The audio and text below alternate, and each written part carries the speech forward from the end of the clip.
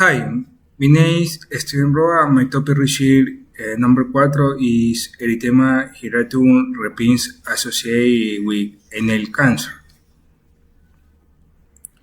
Definition is an itchy erythematous rash developing your tins, buttocks, trunk, and apex. The rash consists of priority annular lesion with central derecens. The rash developed into polycyclic erythematous plaques over the next 4 months, during which abdominal pain, vomiting, and diarrhea also develop. Greetings. I'm Dr. S. Monish Balaji, known as SMB. Today we'll be talking about erythema in medicine, part 1. So what is erythema? It is defined as abnormal redness of the skin or mucous membranes due to capillary congestion.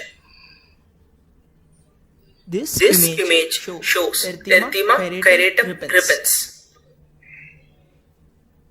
Erythema Gyratum repens is a figurate erythema believed to be of paraneoplastic etiology. It involves the trunk and extremities and presents with pruritus. It presents as concentric, mildly scaling bands of flat to raised erythema, giving typical good grain appearance. The course of erythema mirrors that of the underlying disease. This shows the resemblance between wood grain seen in the image on the left side and Erythema Gyratum repens in the image shown on the right side. The causes of Erythema Gyratum repens are 1. Malignancies. The most common malignancy reported to cause this is lung cancer. The others are breast cancer, bladder cancer, uterus, cervix, GI, and prostatic malignancies. Crest syndrome, pulmonary tuberculosis, cryptogenic organized pneumonia, pityriasis rubra pilaris, psoriasis, vaginal breast hypertrophy, and in many cases the cause remains unknown. This image shows Erythema marginatum. Its typical features are it involves the trunk and proximal inner part of the limbs where they join the trunk. It is non-pruritic. It is macular with serpiginous borders. It is seen in rheumatic fever. It is accentuated by warmth and it is difficult to find on dark skin. However, it must be remembered that even though it is found in rheumatic fever, less than 5% of individuals with rheumatic fever exhibit this condition. Thank you.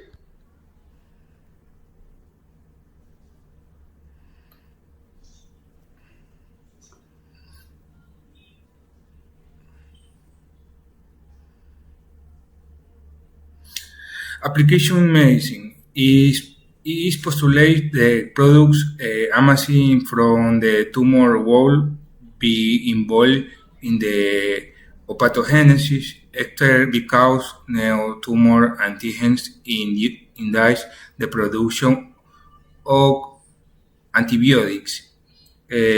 That wall cross react with antigens cutaneous or because AC complex can be deposited secondary on the skin or because tumor products.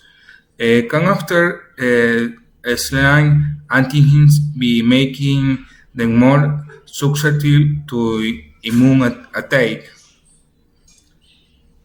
Pros. Treatment for Erythema Gyratum repens to identify and track the primary malignancy. Erythema Gyratum repens usually results on the malignancy as being removed, for example, with resection surgery. Current steroids have not been found to be effective. Cons: other types of figurate erythema are also susceptible, expressing dissembles and paraneoplastic symptoms associated lungs, prostate, and lymphoma carcinomas. They look the same as annular plaques or papular ulcer, each with inner scale accompanying intense itching.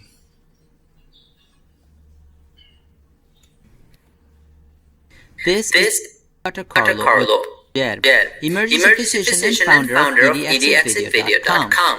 This video This is video about is about erythema erythema multiforme. multiforme.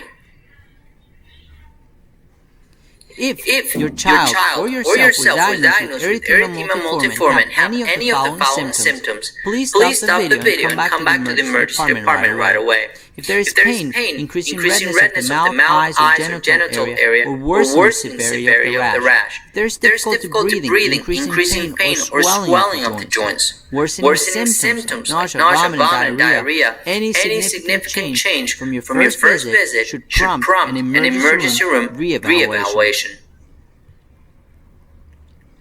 Erythema multiforme is a skin reaction that can have many causes. Allergic reactions, recent viral infections, and certain medications have all been associated with EM, erythema multiforme.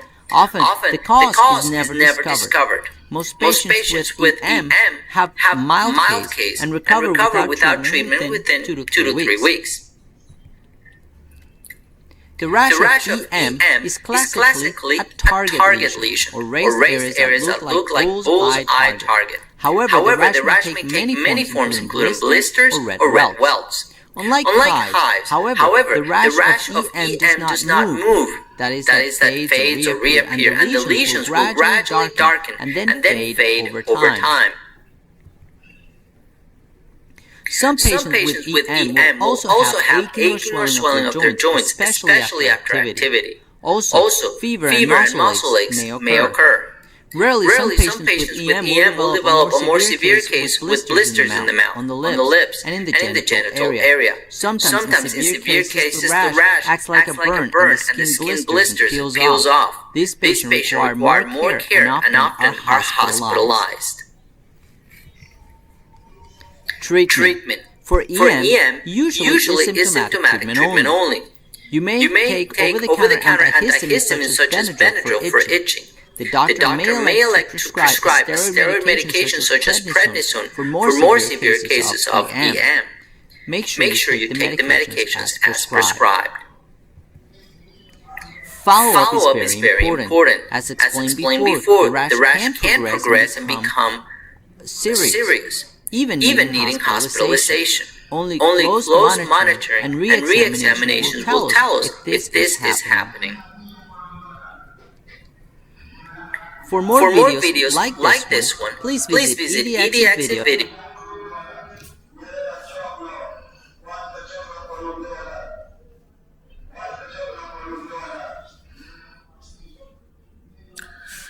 Application in Ecuador. At the Ecuador, although erythema gyratum repens can be diagnosed clinical, a scan biopsy is often performed to exclude the condition, the histological characteristics of erythema gyratum. Repens are now space.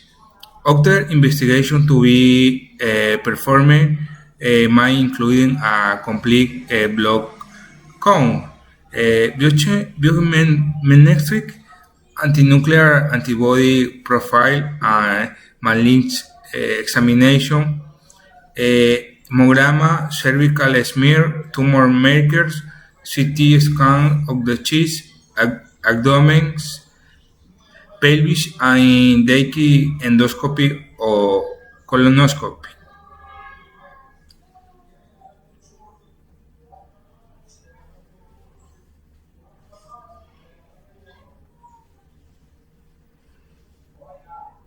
Our next Speaker is is Dr. Dr. Rich, Rich, who is who is going to present non-paraneoplastic erythema gyratum repens.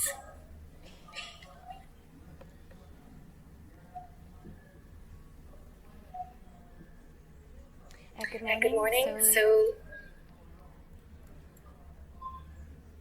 This is the case of a 65-year-old female who presented to us last July with a 5-month history of a widespread itchy rash. Her GP had been treating her in the community as eczema. This lady was previously healthy, non-smoker, non-drinker, taking no regular medications. It's important to note that this lady had a significant family history of cancer. So her daughter died of ovarian cancer at age 16, and 2 of her sisters had breast cancer in their early 50s.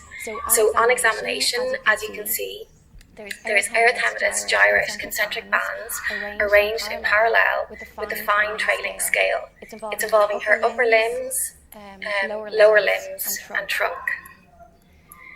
So our working diagnosis at the time was Erythema gyratum repens, and our differential diagnosis included tinea imbricata, Erythema annularis centrifugum, and an EGR-like eruption. So this is where a different dermatoses mimics EGR in its clinical presentation, for example, of vasculitis.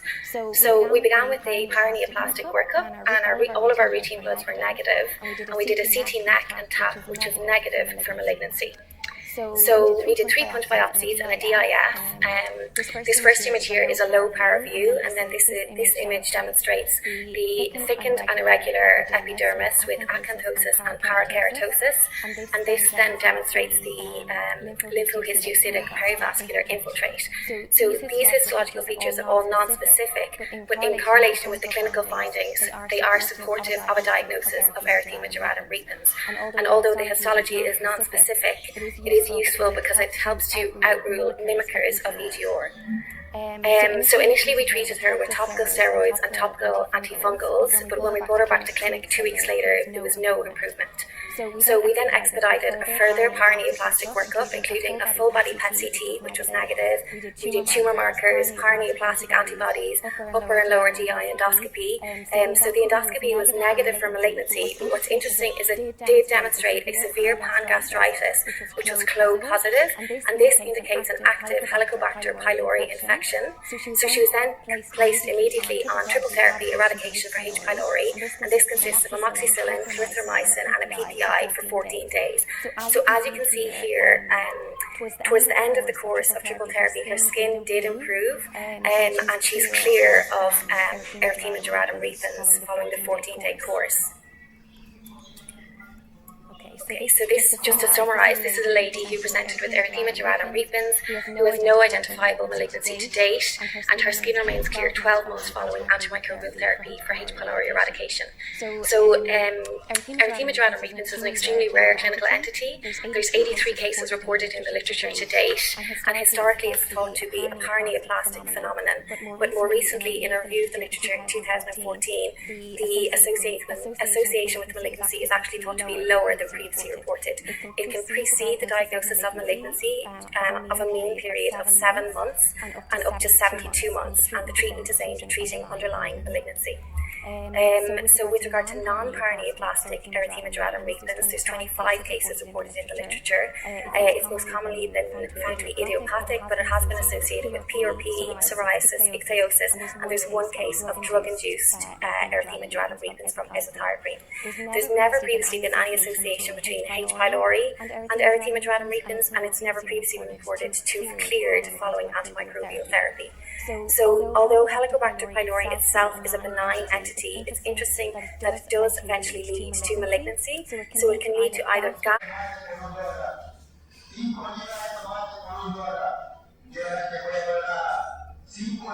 Conclusion. Paraneoplastic dermatomes are rare dermatoses difficult to recognize, which can go unnoticed when they manifest as problem mild and not very bothersome, which make the patient handle by lilac attention to them most of the time the appear in young adults between the 3rd and 4th decades of life and are most often associated with hematologic neoplasia. Thank you.